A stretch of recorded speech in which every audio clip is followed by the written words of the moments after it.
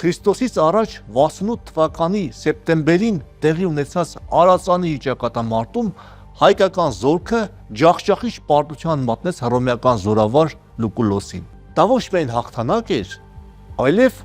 Լուկուլոսի Հայաստանը վերջնականապես պարտության մատնելու ծրագրի տապալու։ Հայաստանը հայտնվել էր երկու հզոր տերությունների միջև։ Արարածանի ռազմական հաղթանակը պետք է ամրապնդվեր դիվանագիտությամբ։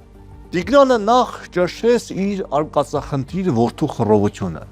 Քրիստոսից առաջ 66 թվականին Տիգրան կրտսերը պարթևական զորքով ներխուժեց Հայաստան, փորձելով գրավել Արտաշատ մայրաքաղաքը եւ հռչակվել հայոց արքա։ Սակայն նա ծանր պարտություն կրեց եւ այս անգամ ապաստանեց Պոմպեոսի մոտ։ Վերջինս նույն 66 թվականին Միհրդադ եւ Պատուրին ջախջախելուց հետո Տիգրան կրտսերի ուղեկցությամբ ներխուժեց Մեծ Հայք։ Տիգրան Մեծը հաշվի առնելով, որ գտնվում է Հռոմի եւ Պարթևստանի հարձակման սպառնալիքի տակ, որոշեց բանակցել Պոմպեոսի հետ։ Պոմպեոսն էլ որպես հմուտ զորավար եւ դիվանագետ